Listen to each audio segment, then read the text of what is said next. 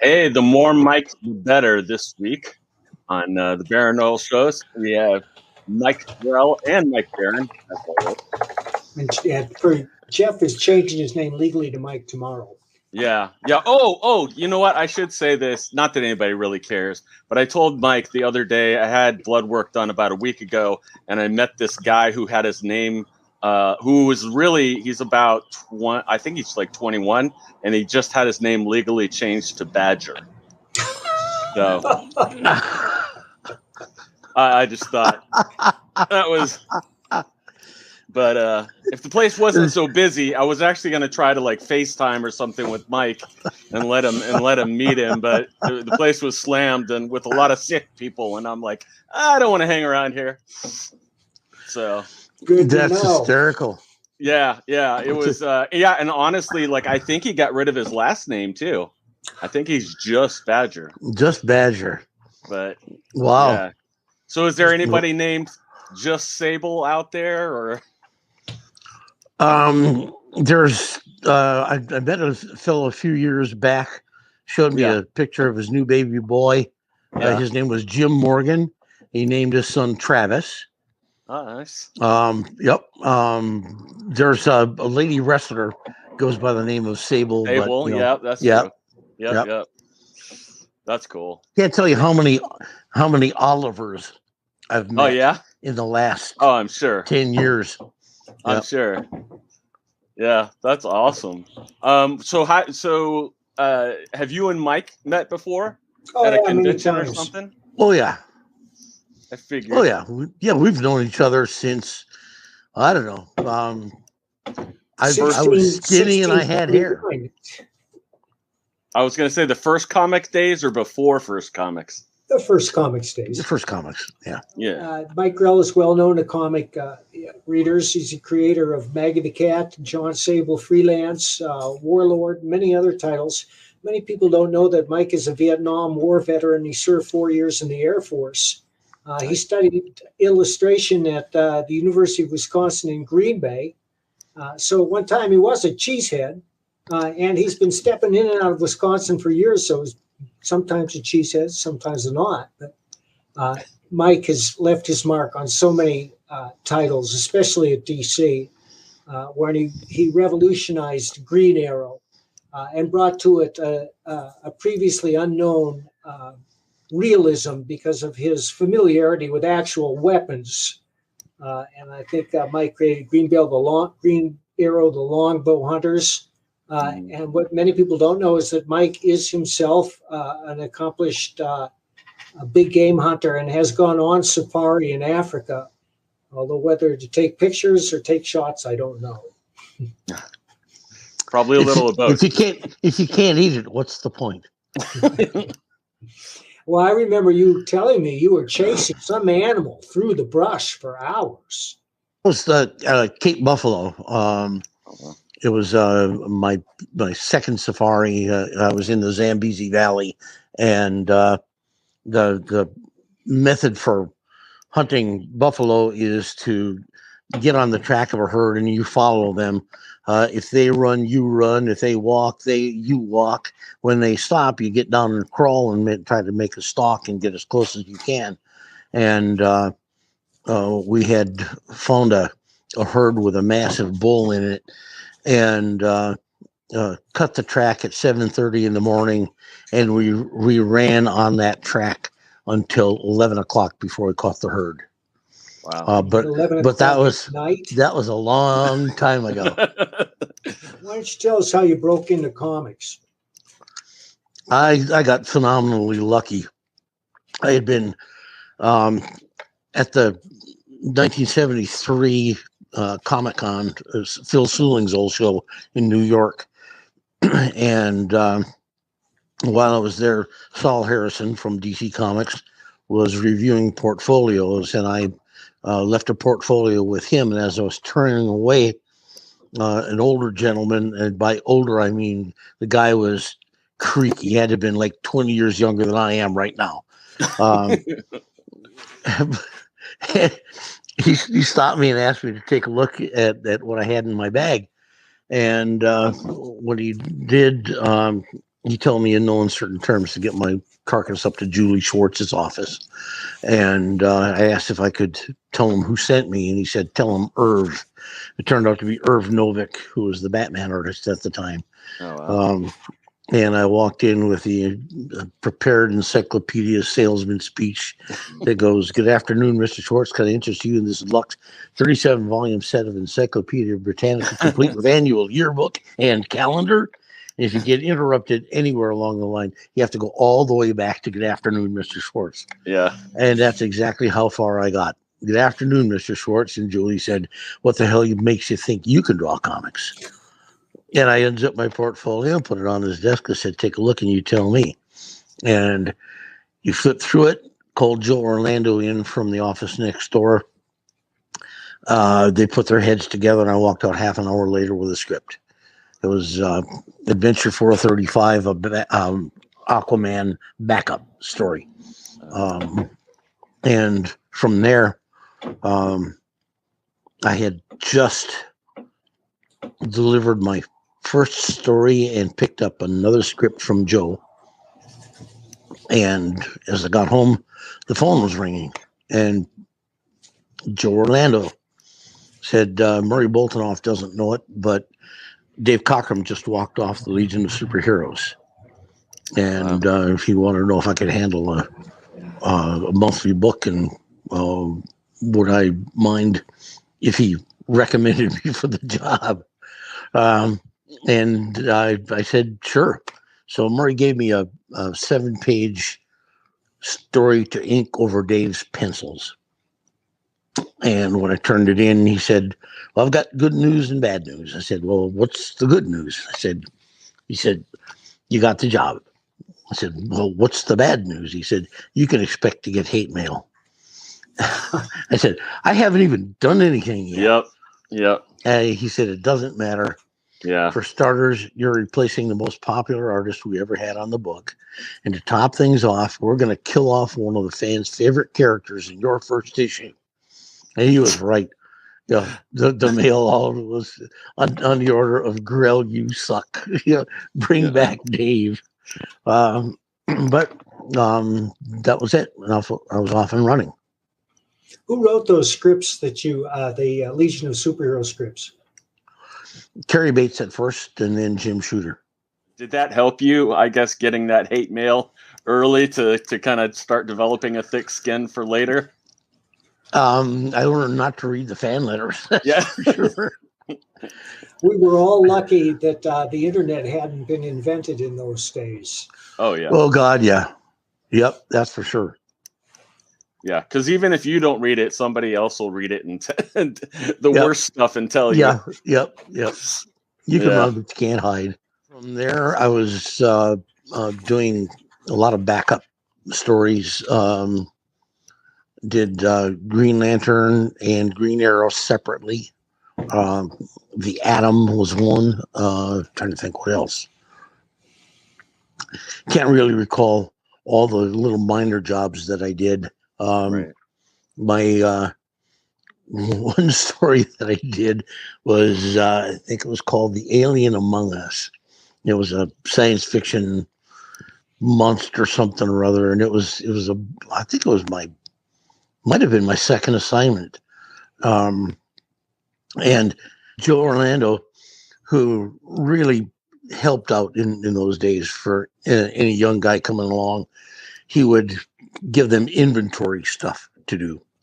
If he couldn't publish it right away, he'd keep them working, give them inventory stuff, and that one went into the desk drawer for 2 solid years before he pulled it out and published it in Weird War Tales.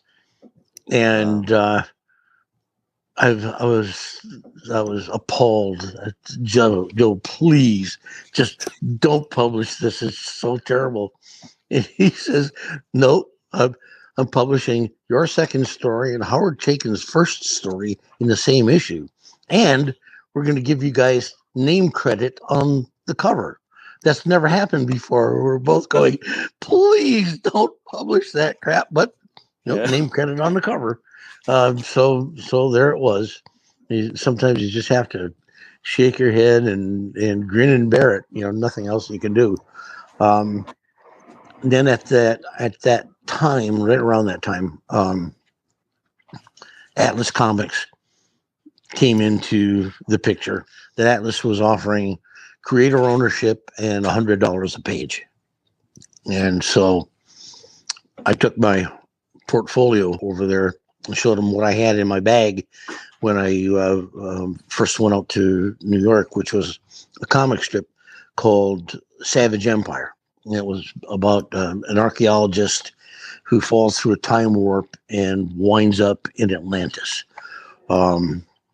So I pitched the editor on it, and he was really interested. He said, "Yeah, we want to do this for sure." And I said, "Well, do me a favor. I have commitments at DC. Let me get 2 issues in the bag before you make an announcement, because I wanted to fulfill my commitments at DC and be ahead of the game." He said, "Sure, no problem." Well, I walked from their office to DC, which was about 20 minutes across town at the time, and Carmine Infantino was waiting for me in the lobby.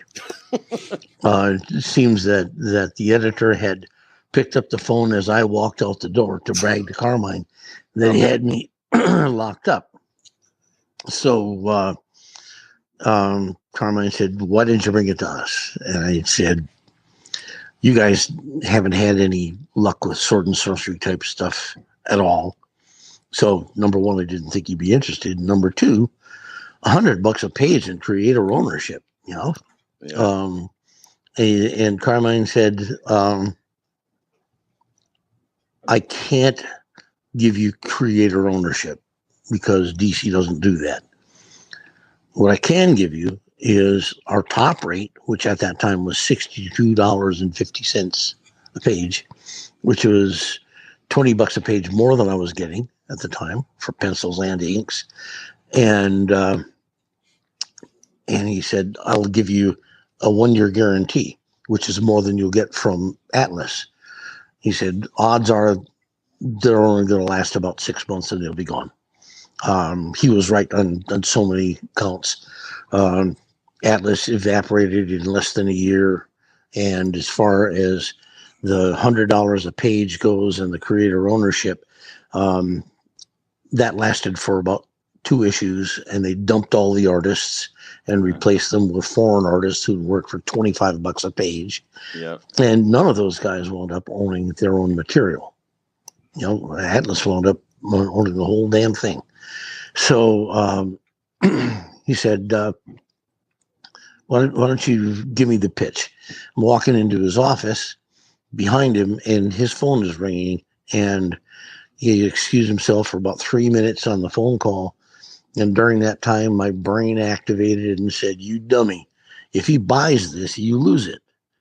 So in that 3-minute time period, I jettisoned the concept of an archaeologist in Atlantis and replaced him with an SR-71 spy pilot who falls through the opening at the North Pole and winds up in the world at the center of the earth. I just finished reading a book called The Hollow Earth, and it's all about the Hollow Earth theory. And excuse me, it's okay.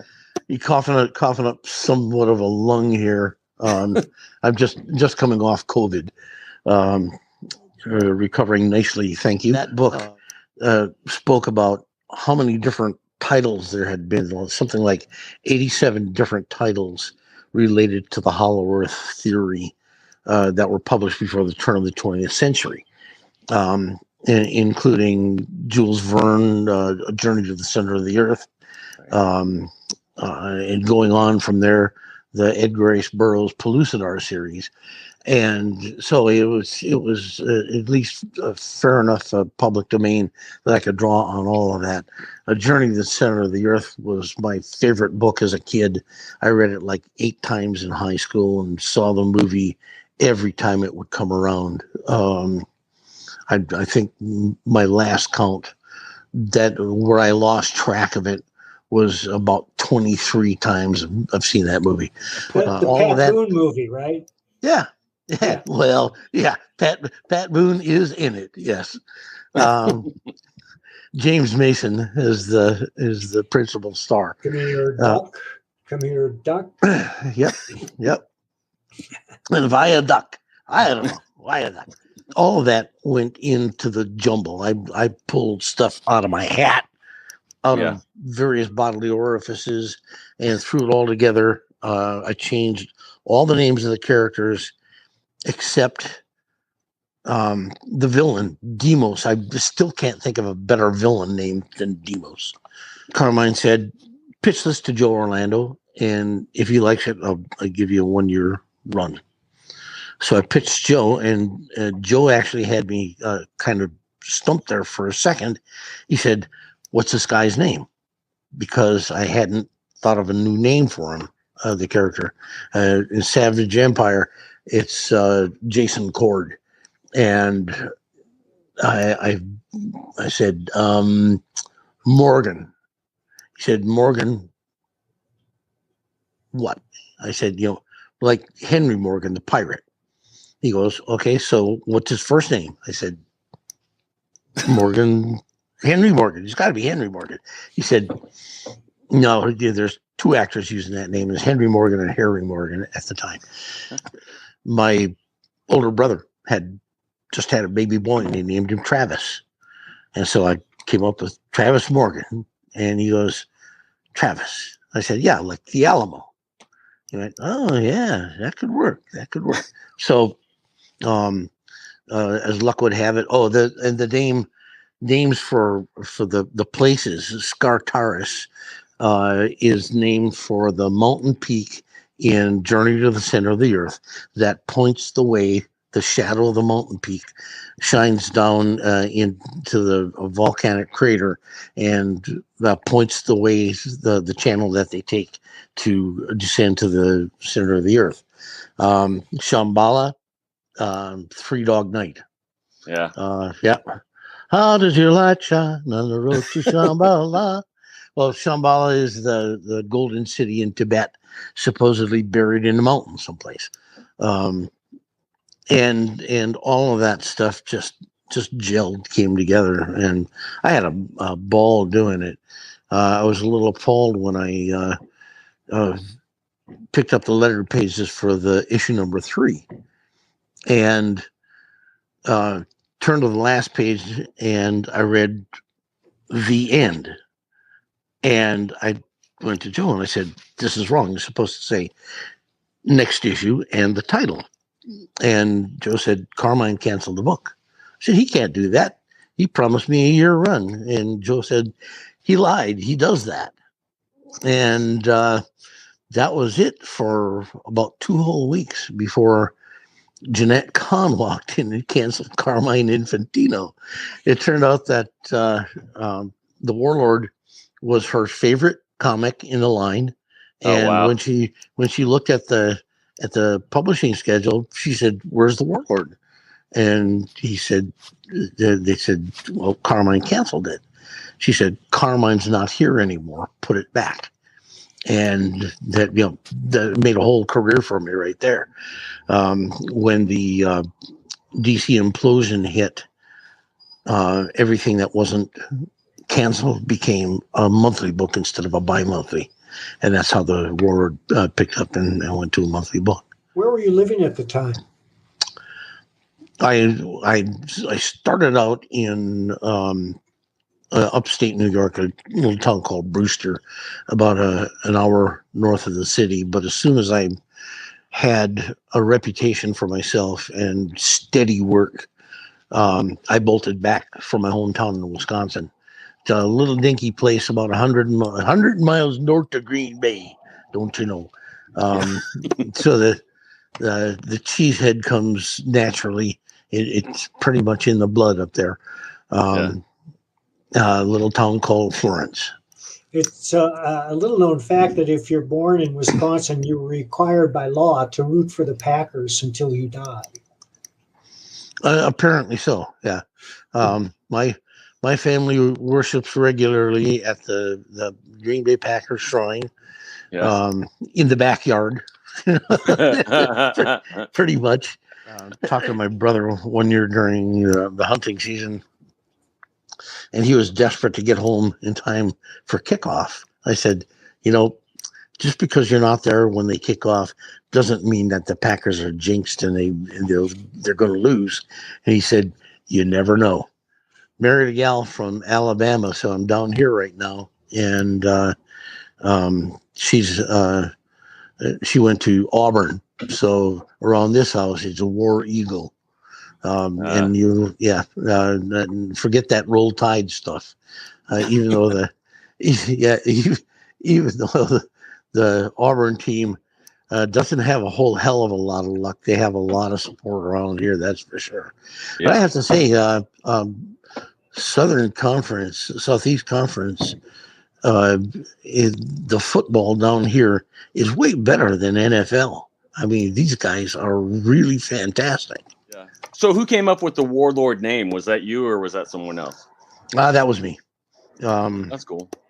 It was another one of those pull it out of the hat things. Yeah. There had been a Charlton Heston movie called The Warlord, but it was 2 words, The Warlord. Right. And that was in the back of my brain, and just combined it and went from there. When I moved back to Wisconsin, I'm in my studio working on an issue of the Warlord, and through the mail slot comes this big package from DC, and I had no idea what that could be in there. So I opened it up, and it was the portfolio that I had left with Saul Harrison of Savage Empire. And it came complete with a form letter rejection slip that said, "Dear artist, thank you for your submission. Unfortunately, it doesn't meet our current publishing needs. Best of luck, editorial staff, DC Comics," which was a real crack up because under the title The Warlord, it was their top selling title. Right. Yeah. What came next after that within your career? Green Lantern, Green Arrow. Green Lantern, That's right. Yeah. I happened to be in the offices when Denny O'Neil made the announcement that he was going to resurrect that title. And I went straight to his office and said, "Okay, who do I have to kill?" And he said, "If you want the job that bad, just put the gun down and it's yours." Not really, but right, yeah. To that effect. That was a stroke of luck because Green Lantern, Green Arrow was the title that got me interested in comics in the first place. I had been stationed in Saigon in 1970 when a fellow came from the States carrying a small stack of his favorite comic books. And in there was that run of Green Lantern, Green Arrow by Neil and Denny and Dick. And it blew my mind. I had gotten away from comics in my teens. I hung around long enough to get the early Marvel stuff, all that stuff under the bed in a box when I went off to college, and long since sold for scrap paper. Really, I had missed that whole evolution, the late 60s altogether. And it floored me that here were stories about real issues in the world today, and beautifully illustrated. And I decided right then and there that was the kind of work I wanted to do. Right place, right time. And, I'm really grateful for it. I had a I forget how many issues I've done of that title, but most recently went back and did anniversary stories for both Green Arrow and Green Lantern and Green Arrow, which turned out to be Denny's last story. I remember reading the script, and when I came to that last panel and he had written the end, I knew he was trying to tell us something, and a few months later he was gone. Just like that. Wow. Life's short. Yep. Mike, how did you get involved with First Comics? I had known Mike Gold from when he was doing PR for DC Comics, and he was also one of the co-founders of the Chicago Comic Con, and we always got along famously. And when he jumped ship from DC and became one of the founders of First Comics, he called me up and offered me carte blanche. Anything I wanted to do, any subject matter, just wanted me to write and draw a book for First. And so I came up with Sable for a number of reasons. One was that I was tired of doing superhero books. I just, muscle-bound guys in skin-tight suits had gotten old and boring for me. And I had another comic strip that I made an attempt at trying to sell once upon a time called Iron Mike, hard-boiled private detective kind of thing. And I took a few elements of that and combined it with the African background, made him a professional hunter. And the reason for that was to give myself something that I would be so interested in, it would bring out my best work. And I started doing stories that were grounded in reality, which I continued to do through my run on Green Arrow later on. And so I just wrote the kind of stories I've always written for an audience of one. I write for me. But it just happened to be lucky that I'm apparently in a wide demographic. It has a strong appeal to guys like me. And I had a great time on that book. It's one of the best things I've ever done. Were you already doing hunting and everything before that, or did that come? Oh yeah, where I grew up in northern Wisconsin during the Kennedy administration, they did an assessment of the 10 most depressed areas in the United States. My hometown was tied for first with Appalachia. Wow. There was no industry. The mines had closed down. There was just nothing. Fortunately, my dad was a lumberjack and was never really out of work. But in those days, if your dad didn't hunt, the family didn't eat meat, and that's all there was to it. My mom grew up in that kind of a lifestyle too. When the TV was on and you'd hear the theme song from the Waltons start, ba-da-da-da-da-da, from the other end of the house, you could hear my mom yell, "The Waltons were rich." Mom hunted, she was the one who taught us the fast way to skin a rabbit, things like that. And so I grew up running wild in the woods, really. A lot of times wearing a loincloth and yelling like Tarzan. And I hunted from the time I was able to. It's just part of the heritage and part of the lifestyle living in that era. Now, I will say that during the time that I was hunting, I once went 10 solid years without firing a single shot in the woods. Because just luck of the draw. But During that 10-year period, I had a squirrel come down a tree, sit in my arms, and eat a pine cone. I had my arms crossed with my rifle pointing up like this. He sat right there on top of my rifle and ate a pine cone. I had a whole flock of chickadees land on me one day. They were flitting from bush to bush as I was walking down a logging road, and I decided to just hold still and see how close they would come. And the next thing I know, I've got about 50 chickadees all over me. They were out the end of my gun barrel. I had one little guy landed on top of my hat. He hopped down in the back, and I feel him trucking around. He walks around to the front. Pretty soon I see feet grab hold of the brim of my hat, and he was like this, looking me right in the eye. I lost it. I laughed, and they just exploded and took off. I had a rabbit come hopping down a trail once. I was standing next to a tree in a patch of sun on a really cold, bitter morning, and he comes hopping down the trail right next to my leg. He stops, turns around, sits down facing the same direction I was, and leaned up against my leg to get warm. Like, we were just sitting there waiting for a deer to come along, and here comes this rabbit. Things like that. I had an urban phase weasel go under a hollow log where I was sitting, and hopped up, came back the log on top of the log next to me, and stood up about 3 feet away, looking around to see if there was anything to eat, and then off he went.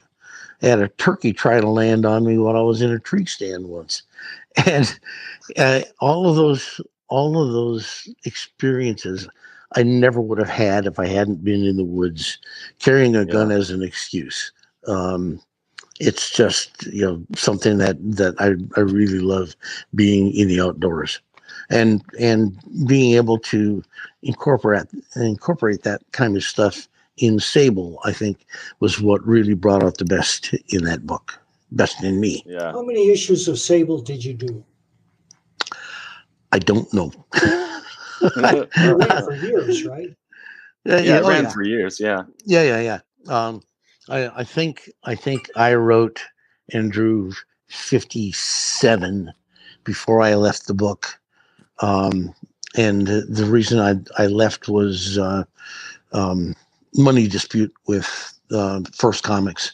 They were simply not paying the royalties that they were supposed to. And royalties? Yeah. At one point, they were almost $60,000 in the hole to me, and I realized that if I stayed with them, it was just encouraging that kind of bad behavior.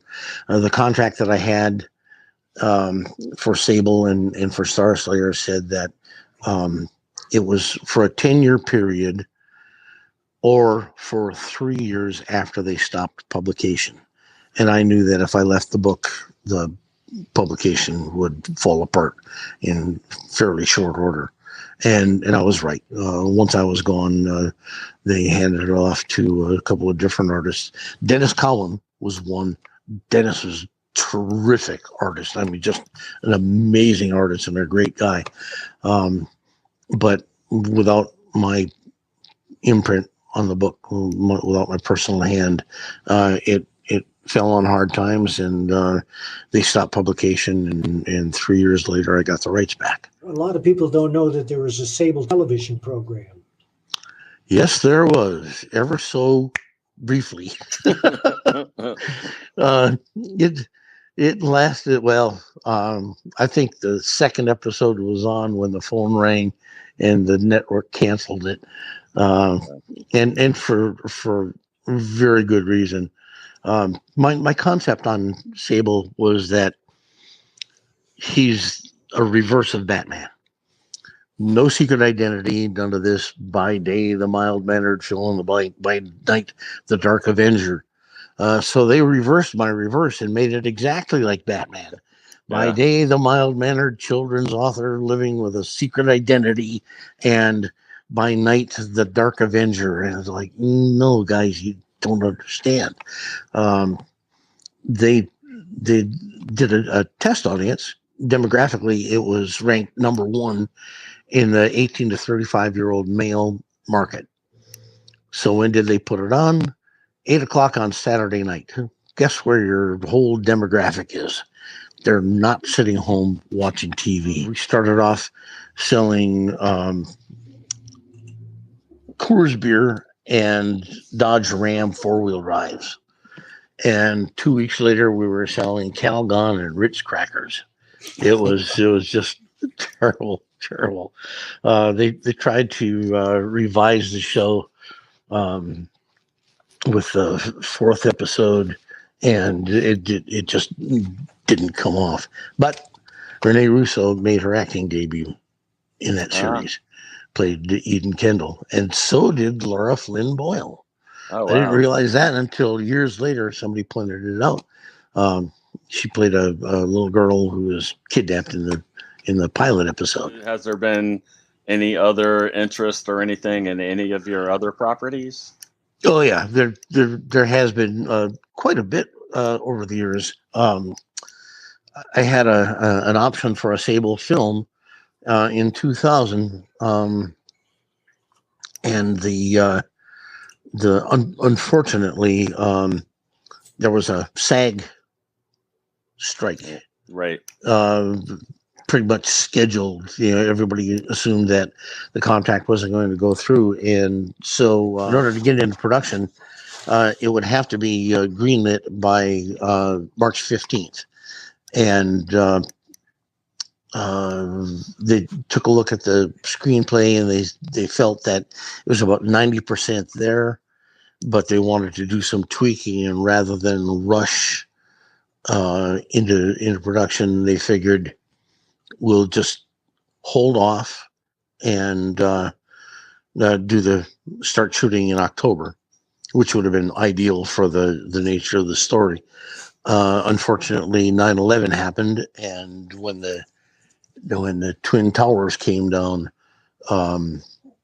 the producers lost all their foreign capitalization.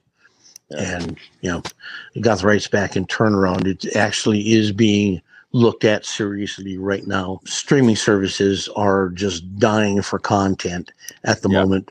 I've written a screenplay that is getting some play, and have high hopes for it. Maggie the Cat as well. Maggie was a spin-off character from the Sable series. She showed up in I think issue number 16, and she's basically a lady cat burglar, but she was always one jump ahead of Sable. I always like the idea that the hero who's been invincible winds up getting his ass kicked by a woman. It's just just about the time when he's been established and everybody's settling in, and they just automatically assume that he's going to be able to overcome all adversity and come out on top. No, she's a jump ahead of him, and always winds up the winner. I revised that character and give her a new backstory where she is the widow of a landed British gentry type. He's got a title of Lord Grimalkin, and so that makes her Lady Margaret. And what I was going for was the idea that she marries this guy thinking she'd have sort of a Princess Grace kind of life, and instead she winds up more like Princess Diana or Meghan Markle, with the press hounding her to death, and a cheating, philandering husband who kills himself in a car wreck with his latest mistress, leaving her penniless except for a ramshackled ruin of a castle in Scotland, and a stone gatehouse that she's running as a bed and breakfast. And with the aid of her trusted butler, Angus McCallan, who's a an old reprobate. He had been a stage magician who couldn't make it as a magician, so he started using his lockpicking skills to crack safes instead. And he's been training her in more ways than one. He's Higgins to her Eliza Doolittle. He's smoothing off the rough edges while he's training her to be the greatest cat burglar in the world. And unfortunately for her, British SAS gets wind of what she's up to, and they press her into service to help track down a terrorist mastermind, a creaky old guy who's a leftover Nazi from the Hitler Youth, who's now into his early 90s, and he's going to be dead soon, and he sees no reason why the rest of the world should outlive him. And so she's teamed up with a top British agent, an SAS asset, to ferret this guy out and bring him to justice once and for all before he can pull off his big shtick. We ran 2 issues of that before the industry collapsed. Recently went back and added, there you go, added more material to that 2-issue story, added another 15 pages that bridges the gap between the first and the second issue, and fills in continuity so it will match what's in my screenplay. And we're just getting ready to launch a new Kickstarter to fund the second volume of that, where the whole story will wrap up.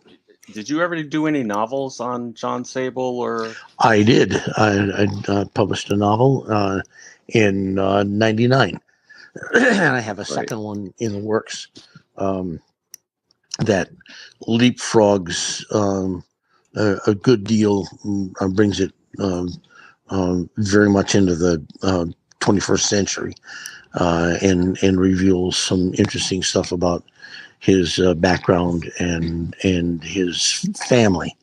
Cool. I think you guys will like it. Do you have a publisher?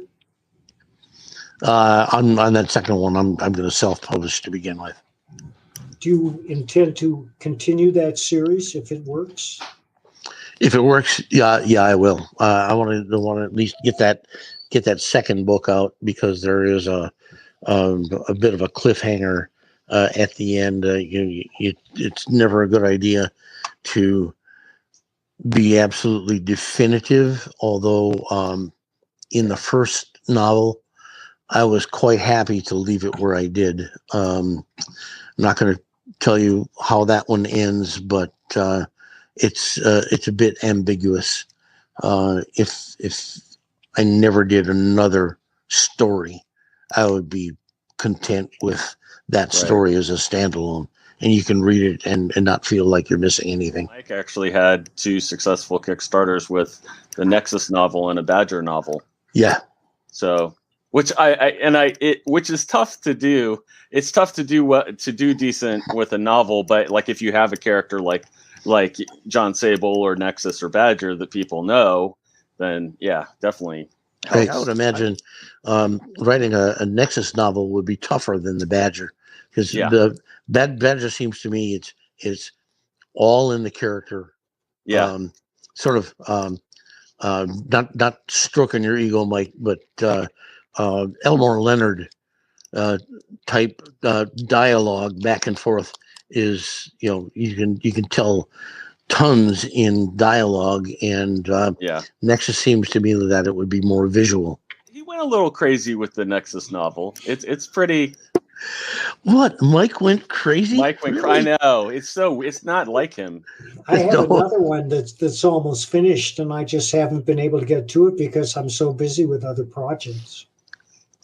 Yeah, he actually did. I mean, I haven't heard all of the responses, but he from what I had seen and read too, like he got a lot of people really liking it. So I know you had like a lot of us, you had trouble with your last Kickstarter and nightmares with the oh lordy everything.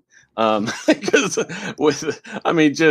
stuff we don't think about, like being able to have paper available for people to print on, and it's like, who'd have thunk it?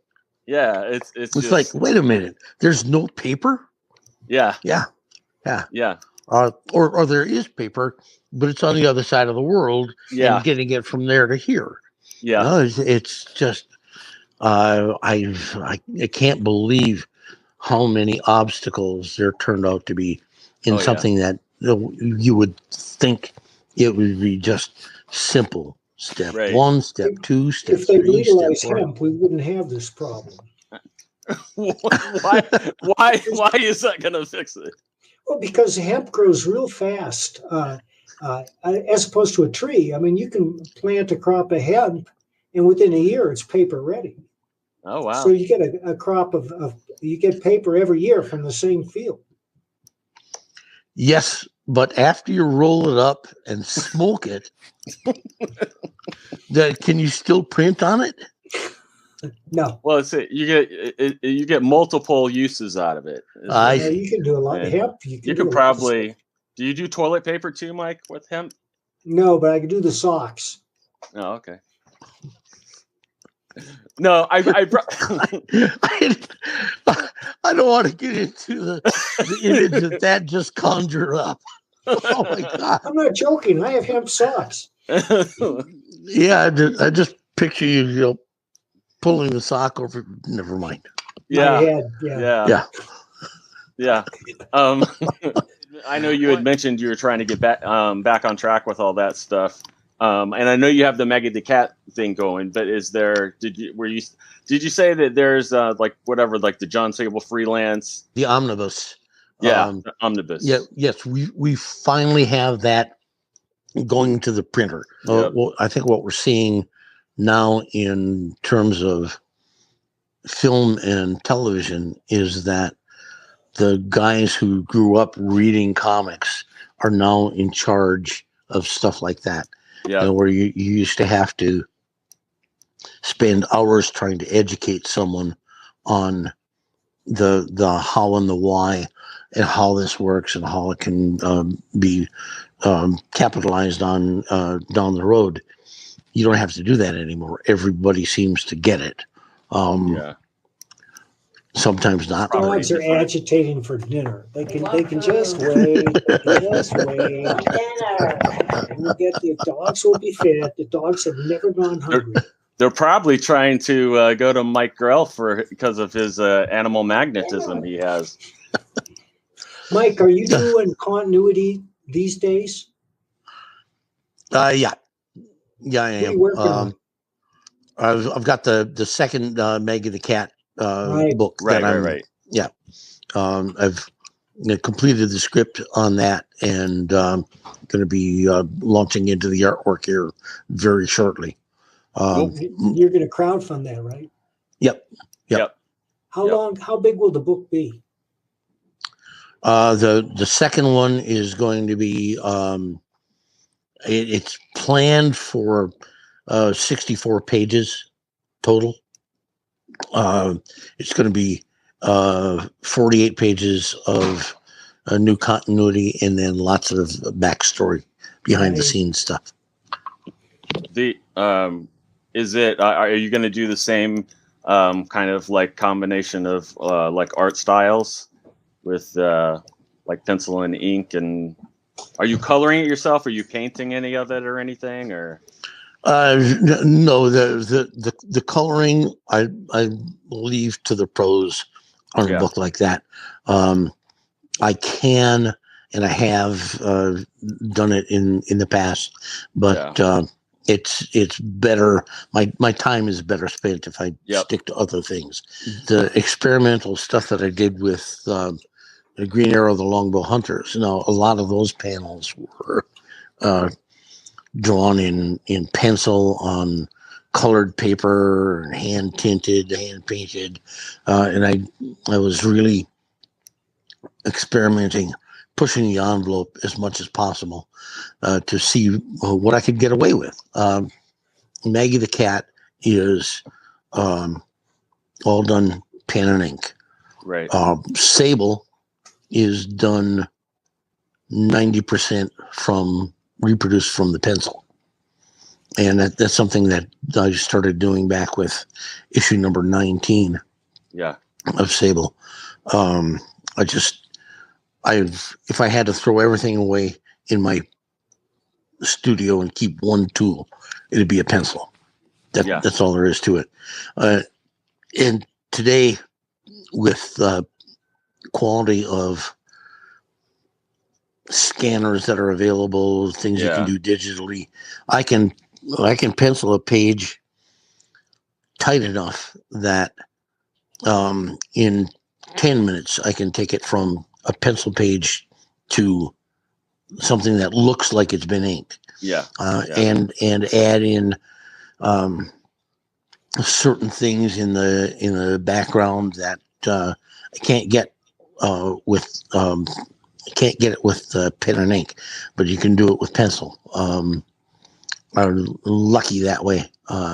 It takes maybe 25 or 30% more time to pencil, but then you save 9-10 hours a page on inks.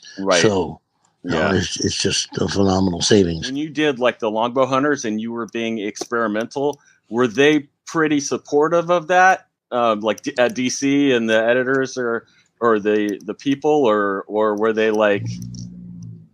Once again, did they fight you a little? No, I had Mike Gold firmly in my corner. Mike had left First Comics when he became aware that their business practices were detrimental to the creators, and he went back to DC. And once again, he called me up and basically offered me carte blanche on Green Arrow. Naturally, we had to pass everything through the higher ups in order to get approval, but it was always filtered through Mike, and Mike was great at getting things done. We pushed the envelope as much as possible on that book, and I was taking stories out of the headlines, and there were a few that got some critical pushback, but for some reason, people. I had a reputation there for a while of being a misogynist. Nothing could be further from the truth. I not only have the greatest respect for women, I grew up in a family of 3 boys plus dad and my mom, and mom ruled the roost. There's just no two ways about it.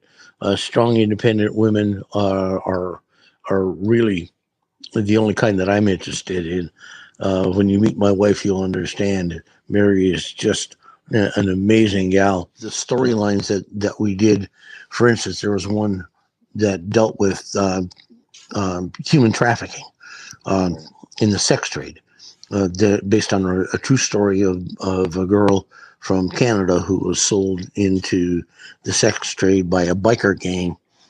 They shipped her down to Florida, and when she tried to break away, they crucified her, make an example of her. And we did that story. When I wrote it, Mike took it to Dick Giordano, who was creator director at the time. In fact, he had another title. I can't remember exactly what it was, but he was basically the boss. And he said, what do you think we ought to do with this? And Dick said, push the envelope. And it helped that Dan Jurgens was the penciler, but Dick was the inker on that.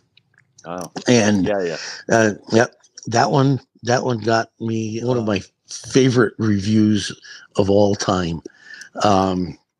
It was mentioned in New York Times and Time Magazine in the same week. Did a feature on comics, and they refer to it as borderline pornography, pandering to the prurient interests of today's youth. Like, you can't buy publicity like that. I mean, that's just fantastic. We have Mike Gold lined up for an interview. Yeah. There you go. Yeah, he's a great guy, smart as a whip. He's been there and done that. You have to ask him for some of the stories from before he got into comics. Wow. Yeah, I've been after this guy to write his memoir for the last 20 years, and he's dragging his feet. I'll get on his case too. There you go. There you go. The Chicago days. Yep. The Chicago days are really something. But so we pushed the envelope every chance we got, and made it a point to tackle hard issues that people would ordinarily shy away from. Basically, I don't know. It's if you don't give a damn, they can't hurt you, right? Right. And that was kind of our attitude through the whole thing. And I was just phenomenally lucky to have the backing and support of these great people that I've worked with over the years. Is there somewhere online that you'd like people to hunt you down? Yeah, you can check out my website, MikeGrell.com. That's an easy one. There is an authorized Mike Grell page on Facebook. I don't do Facebook, but it's administered by Jeff Messer, who is editor of my Masterstroke Studios imprint. And we keep people as up to date as possible on that. And there is a Twitter feed that is similarly administered by my webmaster. So you can check all that stuff out. Thank you, Mike. Yes. Thank you for being with us. Thanks, guys. This has been a blast. Yeah. And Mike, for God's sake, would you start aging, please? Yeah. This guy hasn't changed. Okay, maybe a little gray around the edges, but it's the hemp. It's the hemp. It's the hemp. It's the hemp socks. It's the hemp socks. It's the hemp socks. Yeah. I don't understand why I got old and fat and nobody else did. Damn it. Send them some hemp, Mike. All right. There you go.